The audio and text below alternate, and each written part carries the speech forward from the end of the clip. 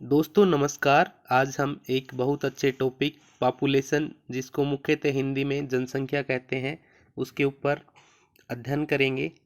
तो सबसे पहले हम चलते हैं। आधुनिक पद्धति एवं व्यवस्थित ढंग से सर्वप्रथम 1749 में जनगणना स्वीडन द्वारा कराया गया था। तो सबसे पहले स्वीडन में जनगणना हुई थी। जनगणना दो शब्दों के मेल से बना है। जन मीन्स मनुष्य, गणना मीन्स काउंटिंग। दूसरा इसमें पॉइंट है, दशकीय जनगणना का कार्य 1890 में सर्वप्रथम अमेरिका में कराया गया था। दशकीय मीन्स 10 ईयर। 10 ईयर के बाद में जो जनगणना होती है उसमें सर्वप्रथम 1890 में 1890 में अमेरिका में कराया गया था। इसके बाद में ये एग्ज़ाम के पॉइंट ऑफ व्यू से बहुत अच्छा पॉइंट है। विश्व जनसंख्या दिवस कब मनाया जाता है? तो दोस्तों, विश्व जनसंख्या दिवस प्रतिवर्ष 11 जुलाई को मनाया जाता है। और इसके पीछे क्या कारण है कि 11 जुलाई को मनाया जाता है? क्योंकि 11 जुलाई 1987 को विश्व की जनसंख्या 5 बिलियन हो गई थी। तो जनसंख्या के बढ़ते हुए दबाव को देखकर लोगों में जागरूकता पैदा करने के लिए विश्व जनसंख्या दिवस 11 जुलाई को मनाया जाता है। दोस्तों, अब बात करते हैं भारत की। भारत में अंग्रेजों के शासनकाल में आधुनिक प्रणाली सर्वप्रथम जनगणना लॉर्ड मेयो के शासनकाल में हुई थी। कब हुई थी? 1872 में कराई गई थी। लेकिन जनगणना का क्रमवार आंकलन अर्थात प्रथम नियमित जनगणना 1881 में लॉर्ड रिपन के शासनकाल से मानी जाती है। भारत में मुख्यतः जनगणना मतलब एक सिस्टमेटिक वे से 1881 से लॉर्ड रिपन के शासनकाल से मानी जाती है। इसके बाद आज तक नियमित 10 वर्ष के बाद जनगणना को संपन्न कराया जाता है। तो 1881 के बाद में 1891, फिर उसके बाद में 1901, 1921, इस प्रकार हर 10 वर्ष पश्चात भारत की जनगणना होती रही है। तो जो 2011 में जनगणना हुई थी वो भारत की 15वीं व स्वतंत्र भारत की 7वीं अखिल भारतीय जनगणना थी। इसमें आगे पॉइंट है, जनगणना संबंधी दायित्व पूर्णतः केंद्र सरकार के पास है। तो अलग अलग काम बटे हुए हैं भारतीय संविधान के अनुसार, जिनको संघ सूची, राज्य सूची और समवर्ती सूची में डाला गया है। तो संघ सूची के हिसाब से ये कार्य केंद्र सरकार के पास है। तो जनगणना का संपूर्ण कराने का कार्य केंद्र सरकार के पास है। राज्य सरकारों को जनगणना कराने का अधिकार प्राप्त नहीं है। इसमें आगे पॉइंट है, जनगणना का कार्य प्रणाली निर्धारित करने और इसको समुचित प्रकार से संपादित करने के लिए जनगणना अधिनियम 1948 में बनाया गया। तो ये पॉइंट भी बहुत महत्वपूर्ण है। जनगणना अधिनियम कब बनाया गया? 1948 में। किस लिए बनाया गया? कि जनगणना की कार्य प्रणाली निर्धारित करने और इसको समुचित प्रकार से संपादित करने कि ये अच्छे प्रकार से हो पाए। इसी अधिनियम के अंतर्गत केंद्र सरकार भारत के महारजिस्ट्रार तथा जनगणना आयुक्त, registrar general and census commissioner of India की नियुक्ति की जाती है। अब ये आता है पॉपुलेशन डेंसिटी। अगला पॉइंट है जनसंख्या घनत्व। जनसंख्या घनत्व से क्या अभिप्राय है? दोस्तों, सबसे पहले मैं आपको बता दूं, ये किसी एक क्षेत्र विशेष, किसी राज्य या देश के लिए निकाली जाती है। जनसंख्या घनत्व से अभिप्राय किसी देश या क्षेत्र विशेष में प्रति वर्ग किलोमीटर में निवास करने वाले व्यक्तियों की संख्या है। इसे व्यक्ति भूमि अनुपात यानी मैन लैंड रेशियो के नाम से भी जाना जाता है। अब इसको निकालने के लिए करते क्या है दोस्तों, जनसंख्या घनत्व कैसे निकालते हैं? मानो एक देश का निकालना है, तो देश की कुल जनसंख्या अपॉन में देश का कुल क्षेत्रफल से भाग देने पर जनसंख्या घनत्व देश का आ जाता है। अगर किसी पर्टिकुलर एरिया का निकालना है, किसी सिटी का निकालना है, राज्य का निकालना है, तो राज्य विशेष की कुल जनसंख्या और राज्य विशेष का कुल क्षेत्रफल, इससे क्या निकाल सकते हैं हम? जनसंख्या घनत्व, जिसको पॉपुलेशन डेंसिटी के नाम से भी जाना जाता है कि प्रति 1 वर्ग किलोमीटर में कितनी जनसंख्या, कितने लोग रह रहे हैं। अब दूसरा पॉइंट आता है, ये महत्वपूर्ण पॉइंट है कि लिंग अनुपात किसे कहते हैं? लिंग अनुपात मीन्स सेक्स रेशियो। तो इसमें क्या होता है, प्रति 1000 पुरुषों की तुलना में स्त्रियों की संख्या के को लिंग अनुपात के रूप में व्यक्त किया जाता है। यानी किसी एक क्षेत्र में, किसी देश में 1000 पुरुषों के पीछे स्त्रियों की संख्या कितनी है, उसको लिंग अनुपात के रूप में व्यक्त किया जाता है। इसको निकालने का एक फॉर्मूला है जो कि है स्त्रियों की संख्या अपॉन पुरुषों की संख्या मल्टीप्लाई 1000। तो इससे क्या हो जाएगा कि लिंग अनुपात निकल आएगा। अगला आता है शिशु लिंग अनुपात, जिसको चाइल्ड सेक्स रेशियो के नाम से भी जानते हैं। जन्म से लेकर 6 साल तक के बच्चे 6 साल तक के बच्चों के प्रति 1000 पुरुष बच्चे, मतलब बालकों की संख्या के पीछे प्रति 1000 बालकों की संख्या के पीछे बालिकाओं की संख्या कितनी है, उसको चाइल्ड सेक्स रेशियो कहते हैं। तो ये चाइल्ड सेक्स रेशियो निकालने के लिए इसको शिशु लिंग अनुपात भी बोलते हैं। बालिकाओं की संख्या अपोन में बालकों की संख्या इंटू 1000 से मल्टीप्लाई कर देते हैं। अगला महत्वपूर्ण बिंदु है लिटरेसी रेट, जिसको हिंदी में मुख्यतः साक्षरता दर कहते हैं। तो साक्षरता दर की सामान्य सी सीधी सी परिभाषा है 7 वर्ष और उससे अधिक आयु वाली कुल जनसंख्या में साक्षरों की प्रतिशत को ही साक्षरता दर कहते हैं। यानी कि 7 साल से कोई भी छोटे बच्चे जिसको मान लो पढ़ना भी आता है लिखना भी आता है तो उसको लिटरेट नहीं कहेंगे। 7 साल से ऊपर के मुख्यतः बच्चों को इसमें काउंट किया जाता है। देखो इसमें दो चीज़ होती है, एक भाषा एक बोली। बोली क्या होती है, एक स्लैंग होती है जिसका कोई व्याकरण नहीं रहता है, ग्रामर नहीं रहता है। भाषा क्या रहता है, उसका स्क्रिप्ट रहता है, ग्रामर रहता है और इसको लिख सकते हैं बोल सकते हैं। तो कोई भी व्यक्ति जो किसी एक पर्टिकुलर एक लैंग्वेज में भी लिख पाता है पढ़ पाता है और उसे बोल पाता है तो उसको साक्षर कहेंगे।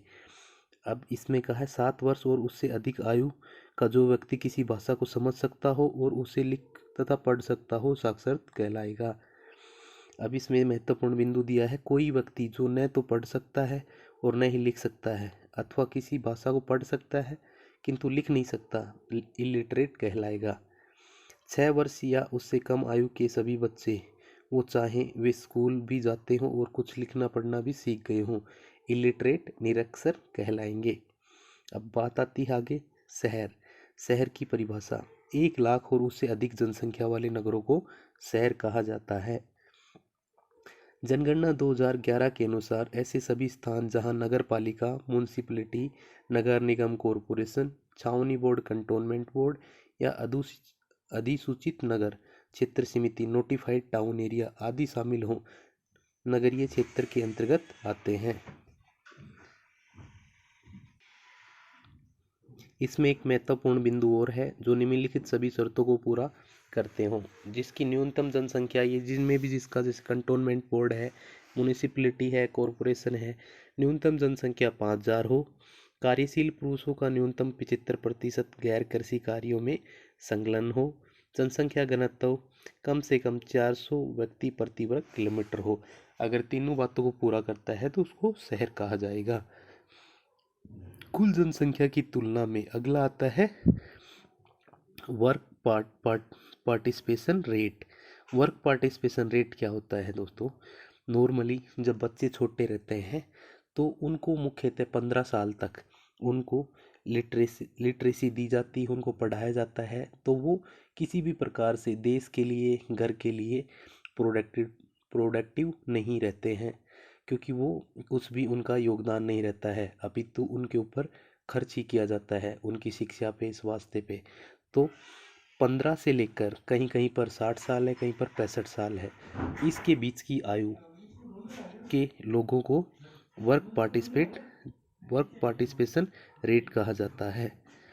कुल जनसंख्या की तुलना में कुल कर्मी मतलब जो काम करते हैं, इकोनॉमिक एक्टिविटी में लगे हुए हैं, दीर्घकालिक कर्मी, अल्पकालिक कर्मी। दीर्घकालिक मतलब लॉन्ग समय के लिए, लॉन्ग टाइम के लिए जिनको जॉब मिला हुआ है, परमानेंट जॉब है। अल्पकालिक में शॉर्ट टाइम के लिए भी है, के प्रतिशत को कार्य सहभागिता दर या वर्क पार्टिसिपेशन रेट कहा जाता है। इसका फॉर्मूला नीचे दिया गया है। कुल कर्मी जिसमें लॉन्ग टाइम जो काम जिनको मिल रहा है और शॉर्ट टाइम के लिए मिल रहा है अपॉन टोटल पॉपुलेशन इनटू 100। दोस्तों अगला महत्वपूर्ण बिंदु है वो बहुत ही इंपॉर्टेंट है। वर्ष 1921 को महान विभाजक वर्ष, ग्रेट डिवाइडेड ईयर के नाम से जाना जाता है। इसको इस प्रकार क्यों जानते हैं, तो दोस्तों 1921 का वर्ष भारत के लिए बहुत ही महत्वपूर्ण साल रहा, क्योंकि 1911 से लेकर 1921 के बीच में दशकीय वृद्धि में नकारात्मक ग्रोथ हुई, नकारात्मक वृद्धि हुई। दूसरी बात क्या रहती है दोस्तों, डेमोग्राफिक डिविडेंड के हिसाब से कोई भी देश है उसको 3 स्थितियों से गुजरना पड़ता है। पहली स्थिति क्या रहती है, उसमें बर्थ रेट बहुत हाई रहती है, साथ में शिक्षा स्वास्थ्य सेवाओं का अभाव रहता है, तो उसमें डेथ रेट भी बहुत हाई रहती है। दूसरी उसमें क्या आता है, ट्रांजिटिव ट्रांजिटिव टाइम आता है, तो उसमें क्या रहता है कि बर्थ रेट तो हाई रहती है मगर थोड़ी सी ये स्वास्थ्य की सेवाओं का चलते हुए थोड़ी डेथ रेट में कमी आ जाती है। तो भारत प्रथम अवस्था से गुजर के 1921 के बाद में दूसरी अवस्था की ओर अग्रसित करता है, तो इसलिए इसको ग्रेट डिवाइड ईयर के नाम से भी जाना जाता है। दोस्तों इसके अलावा कुछ महत्वपूर्ण बिंदु इसमें दिए गए हैं। जनगणना 2011 के अंतिम आंकड़ों के अनुसार भारत की जनसंख्या, कुल जनसंख्या ये जो दे रखी है 121 करोड़ और कुछ लाख में जो दे रखी है, जिनमें पुरुषों की संख्या इसमें दे रखा है कि 62 लाख कुछ है और महिलाओं की संख्या 58 लाख कुछ है। अगला पॉइंट है जनसंख्या 2011 के अनुसार भारत में सर्वाधिक जनसंख्या वाले 5 राज्य घटते क्रम में। उत्तर प्रदेश में सबसे ज़्यादा जनसंख्या है, उसके बाद महाराष्ट्र है, फिर बिहार है, बंगाल है और फिर पे आंध्र प्रदेश है। 2011 के अनुसार भारत में न्यूनतम जनसंख्या वाले 5 राज्य, 3 राज्य जहाँ पर दे रखे हैं, पहला राज्य है सिक्किम, दूसरा मिजोरम, तीसरा है अरुणाचल प्रदेश। लास्ट इसमें अगला पॉइंट है जनसंख्या 2011 के अनुसार सर्वाधिक जनसंख्या वाले 3 केंद्र शासित प्रदेश यूनियन टेरिटरीज घटते क्रम में। सबसे पहले दिल्ली में ज़्यादा है, उसके बाद में कम पौंडीचेरी में, उसके बाद कम चंडीगढ़ में है। इसमें नेक्स्ट पॉइंट है जनसंख्या 2011 के अनुसार न्यूनतम जनसंख्या वाले 3 केंद्र शासित प्रदेश, मतलब बढ़ते हुए क्रम में। सबसे कम है लक्षद्वीप में, फिर दमन और दीव, दादरा और नगर हवेली। इसमें आगे दे रखा है जनसंख्या 2011 के अनुसार भारत में 2001 से 11 में दशकीय वृद्धि 17.7 रही। इसमें अगला दे रखा है 2011 के अनुसार भारत में जनसंख्या घनत्व। दोस्तों हमने पहले ही पढ़ लिया है, प्रति वर्ग किलोमीटर में कितने लोग रह रहे हैं उसी की अनुपात को जनसंख्या घनत्व कहते हैं। 2011 के अनुसार भारत का जनसंख्या घनत्व 382 व्यक्ति प्रति वर्ग किलोमीटर था। इसमें एक महत्वपूर्ण बिंदु दे रखा है दोस्तों, भारत की जनसंख्या में सर्वाधिक वृद्धि 1961 से 71 के दशक में हुई। सबसे ज़्यादा जो भी आज तक की जो पॉपुलेशन की जहाँ पर इसको मेजरमेंट किया गया है, तो उसमें दशक की ग्रोथ सबसे ज़्यादा 1961 से लेकर 71 तक हुई। केरल इसमें सबसे ज़्यादा हाई लिटरेसी रेट वाला राज्य बना, जिसकी लिटरेसी रेट 94% थी। जनसंख्या 2011 के अनुसार न्यूनतम साक्षरता वाला राज्य बिहार है, जिसकी जनसंख्या लिटरेसी 61.8 है। तो दोस्तों अभी 2021 की भी जनसंख्या गणना के आंकड़े आने वाले हैं, तो थोड़े समय बाद ये डाटा भी बदल जाएंगे। दोस्तों आशा करता हूँ कि हमारी मेहनत का फल इसमें कुछ आएगा। ये वीडियो आपको पसंद आया होगा। कुछ छोटी मोटी गलती हो तो उसको नेगलेक्ट करना। धन्यवाद।